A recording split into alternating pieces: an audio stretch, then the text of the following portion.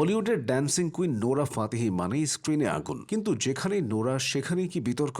সম্প্রতি KD the devil সিনেমার একটি গানকে কেন্দ্র করে নেট দুনিয়ায় রীতিমতো ঝড় উঠেছে। অভিযোগ, অশ্লীলতার সমস্ত সীমা পার করেছেন নোরা। শুধু এই গান নয়, 200 কোটির জালিয়াতি থেকে শুরু করে সহ অভিনেত্রীর নামে মানহানির মামলা। নোরার ক্যারিয়ার জুড়ে রয়েছে বিতর্কের পাহাড়। চলুন জেনে নেওয়া যাক নোরা ফাতেহির সব বিতর্ক সম্পর্কে। সম্প্রতি নোরা ফাতেহি এবং সঞ্জয় দত্ত অভিনীত pan India cinema KD the ডেভিলের একটি হিন্দি গান সরকে চুনার তেরি সরকে মুক্তির পর থেকেই তীব্র সমালোচনার মুখে পড়েন তিনি। গানের কথা, ডাবল মিনিং শব্দ এবং নোরার কোরিওগ্রাফিকে নেটিজেনরা অশ্লীল ও সস্তা বলে আখ্যা দিয়েছেন। ক্ষোভ এতটাই চরমে পৌঁছায় যে গায়ক আরমান মালিক এবং পরিচালক অনির প্রকাশ্যে এই গানের তীব্র সমালোচনা করেন। বিতর্কের আগুনে ঘি ঢালে ভারতের central board of film certification CBFC এবং তথ্য ও সম্প্রচার মন্ত্রণালয়ে দায়ের হওয়া অভিযোগ। এমনকি দেশটির জাতীয় মানবাধিকার কমিশন থেকেও নোটিশ পাঠানো হয়। অবশেষে প্রবল চাপের মুখে পড়ে ইউটিউব থেকে গানের হিন্দি ভার্সনটি সরিয়ে নিতে বা প্রাইভেট করতে বাধ্য হন নির্মাতারা।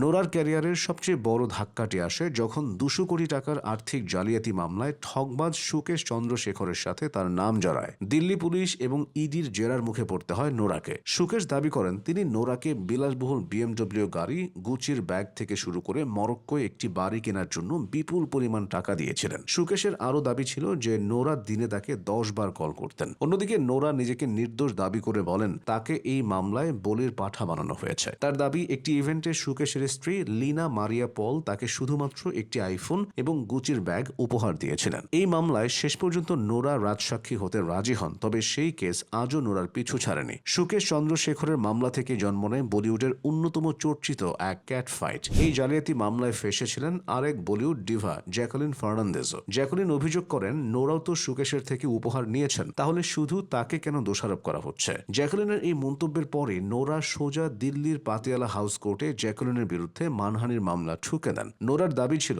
জ্যাকুলিন তাকে গোল্ড ডিগার প্রমাণ করতে চাইছেন এবং ঈর্ষান্বিত হয়ে তার ক্যারিয়ার ধ্বংস করার চেষ্টা করছেন। দুজন ভিনদেশী অভিনেত্রীর এই আইনি লড়াই বলিউডে দীর্ঘ সময় ধরে আলোচনার কেন্দ্রবিন্দুতে ছিল। 2020 সালে ইন্ডিয়াজ বেস্ট ড্যান্সার রিয়েলিটি শোতে বিচারকের আসনে ছিলেন নোরা ফাতেহি এবং টেরেন্স লুইস। সেই শোয়ের একটি ভিডিও সোশ্যাল মিডিয়ায় আগুনের মতো ছড়িয়ে পড়ে, যেখানে দাবি করা হয় টেরেন্স নোরার শরীরে আপত্তিকরভাবে স্পর্শ করেছেন। ভিডিওটি ভাইরাল হওয়ার পর টেরেন্সকে সোশ্যাল মিডিয়ায় তীব্র আক্রমণের শিকার হতে হয়। তবে পরবর্তীতে টেরেন্স এবং নোরা দুজনই এ বিষয়ে মুখ খোলেন। টেরেন্স জানান ভিডিওটি সম্পূর্ণ এডিট এবং মর্ফ করা ছিল। নোরাও টেরেন্সের পাশে দাঁড়িয়ে বলেন মিম বানানোর জন্য সোশ্যাল মিডিয়ায় ভিডিও মর্ফিং এর বিষয়টি লজ্জাজনক। নোরার এই সাপোর্ট সেই যাত্রায় বিতর্ক কিছুটা ধামাচাপা পড়ে। এখানেই শেষ নয়, বিগ বস সিজন 9-এ অংশ নিয়েছিলেন নোরা ফাতেহি। সে সময় প্রিন্স নারুলার সঙ্গে তার সম্পর্কের গুঞ্জন শোনা যায়। বিগ বসের ক্যামেরায় তাদের ঘনিষ্ঠ হতেও দেখা গিয়েছিল। তবে পরে নোরা ও প্রিন্স নারুলা দুজনই তাদের মধ্যে প্রেমের সম্পর্কের কথা অস্বীকার করেন।